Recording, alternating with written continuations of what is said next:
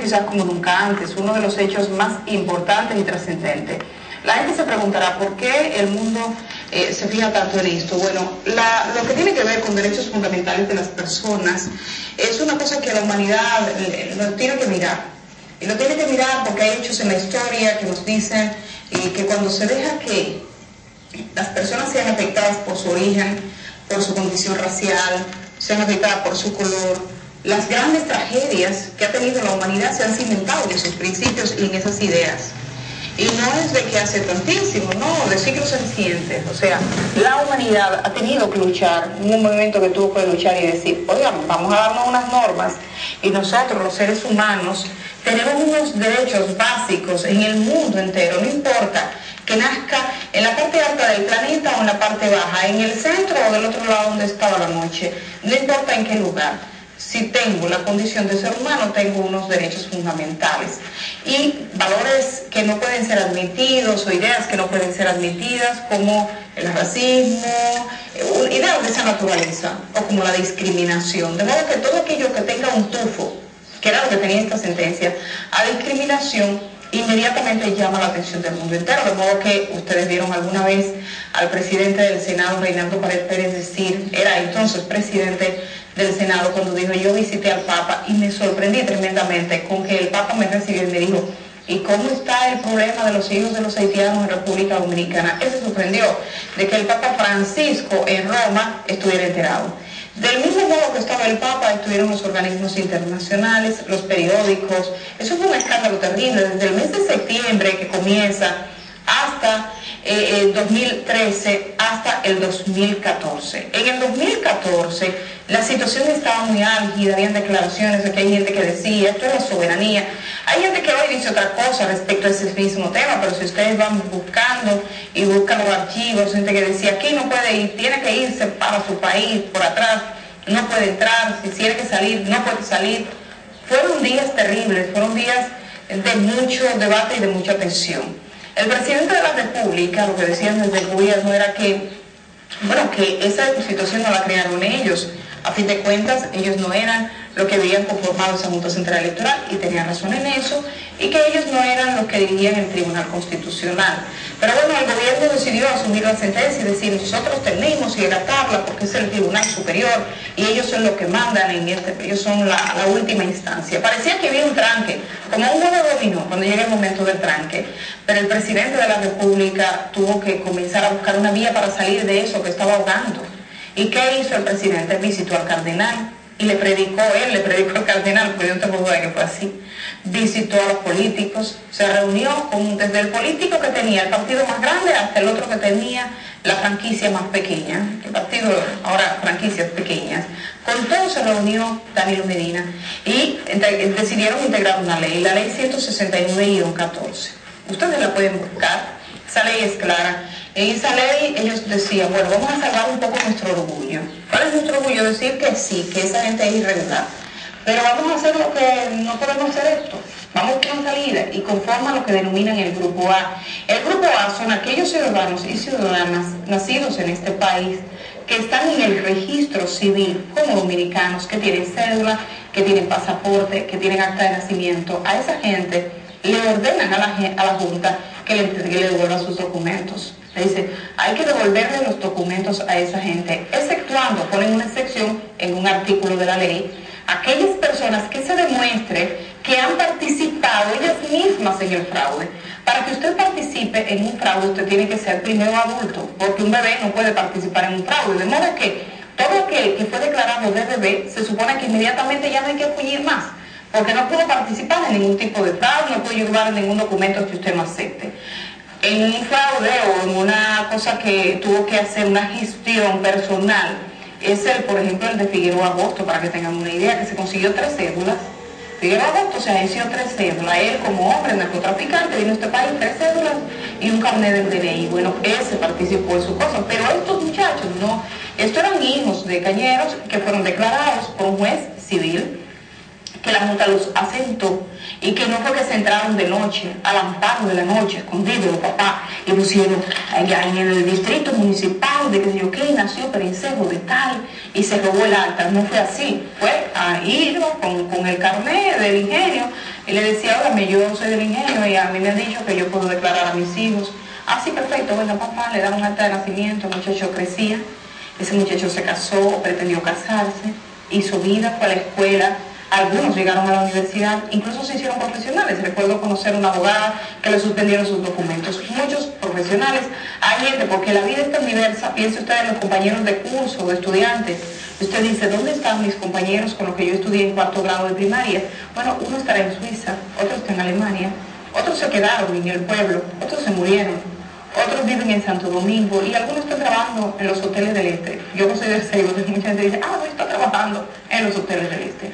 La vida es así, la gente busca caminos para vivir. Y a mucha gente de esa, ¿qué le hicieron? Le obstaculizaron los caminos. Ya no podían salir a trabajar, ya no podían tener una cuenta bancaria, ya no podían casarse, porque hay casos, por ejemplo, una joven que su novio era italiano, sí, se quería ir a casar a Italia, no podía porque no tenía ni la cédula, que se la habían quitado, ni el pasaporte, que no se lo entregaban. Así vimos cantidad de testimonios a lo largo del año 2014. De modo que llega la ley 169-14 y deja a los que no están inscritos lo ponen en el grupo B, que ese es otro conflicto, es más pero este grupo dice, lo tenemos en el grupo A y la Junta le tocó un rol. ¿Qué pasa? La Junta se coge su tiempo, dice, no, yo tengo que pensarme bien esto, y decide hacer una auditoría. Ya la Junta había anunciado antes que había hecho una auditoría, pero ahora dice, no, la verdadera auditoría es ahora que la voy a hacer. Hace lo que ellos llaman una auditoría y presentan ese documento con 55.000 nombres, que fue un espacio pagado en todos los periódicos recientemente, en medio de esta crisis actual por el tema migratorio. ¿Qué ha pasado? Bueno, que hay mucha gente, incluso algunos, ustedes conocen el caso, por ejemplo, de Ana María Belique, que no está. Mucha gente que no está. Gente que usted se pregunta es por represalia. Hay muchos nombres de muchos jóvenes que eran del movimiento reconocido que no están en esa lista. Y se la están haciendo difícil. Y hay quienes están en esa lista que están yendo a las oficialías y tampoco están. El momento en el que Zapete hace esta entrevista, acababa de salir el documento, todavía no tenía en ellas una conciencia tan clara de lo que está pasando.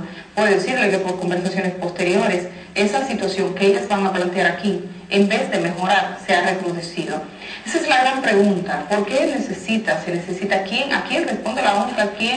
¿Quién puede solucionarlo? Si los legisladores, el Poder Ejecutivo, ha dictado una ley, la 169-14, ¿hasta dónde van a llegar con esto? Que lo que hace es hacerle la vida más difícil a gente que ya se la han hecho desde hace 8 años. Después, cuando esa gente habla, dicen, no, le quieren hacer daño al país y no quieren que hablen. Encima de que me quitas mis documentos, encima de que hay una ley que dice que me lo tienes que dar, encima de que no es justo, encima de que me hace la vida difícil, me tengo que callar. Me tengo que quedar en silencio, no puedo hablar de eso. Eso también se lo preguntan estos jóvenes.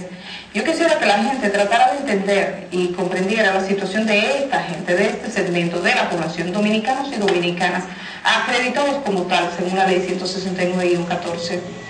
Ese listado nos basta a nosotros que no estamos afectados, lo vemos y nos parece que ahí está resuelto, pero en ese listado de 55.000 nombres hay mucha gente que falta, hay mucha gente que está y no ha sido afectada.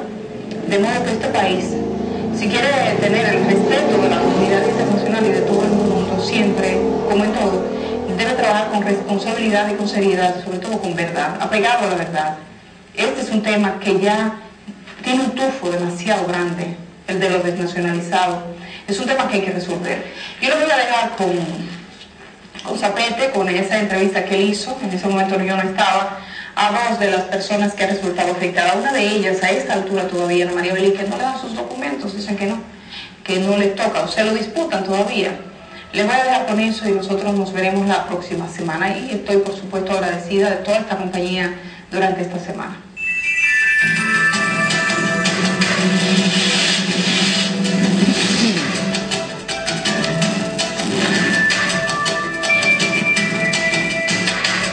Es el momento de nuestra entrevista principal y nosotros muy gratamente acompañados aquí de 2 jóvenes representantes del movimiento reconocido. Estamos con Ana María Belique y con Rosaíris Diendoni Álvarez. Para nosotros es un gusto, jóvenes, tenerlas aquí. Buenos días, bienvenidas. Buenos días, María. Para nosotras también es un placer que nos abran las puertas de su casa. Siempre abierta. ¿Es la primera vez que usted viene con nosotros? Sí, es la primera vez que estamos acá en el mundo. Bueno, nosotros quisiéramos como se supone que terminó este proceso, por lo menos la primera parte del proceso de regularización, y como ya la Junta publicó una lista de 55.000 personas a las cuales se les ha reconocido, dicen ellos, la nacionalidad, y con eso se ha dejado resuelto tanto aquello de los desnacionalizados por la resolución aquella, como otras personas que no tenían el estatus, que todo está feliz. Yo quisiera ponerles un video recordándoles aquella vez que ustedes visitaron al presidente y lo que el presidente les dijo y lo que él dijo después del encuentro con ustedes, para que ustedes evalúen qué es lo que se ha cumplido, cómo se ha cumplido y cuáles son, si eso se corresponde con las expectativas y con la ley y la Constitución de la República. Vamos a ver ese corte de cuando ustedes visitaron al presidente. Quiso escuchar de nuestras propias voces cómo nos está afectando todo lo que está pasando. Reiteramos que él nos dio una muy buena acogida, se mostró muy sensible a la situación, entendió muy bien lo que está pasando, reconoció también la no retroactividad de la ley que está aplicando esta sentencia del Tribunal Constitucional. Reconoció el fundamento de esta reivindicación por cuanto son derechos ya adquiridos. Sea una sentencia que se aplica a la ley de forma retroactiva y que de parte del Poder Ejecutivo, como en el proceso, es imposible y no puede ser admitido. La misma Constitución de la República establece que ninguna ley tiene efecto retroactivo, salvo aquella que beneficie a las personas.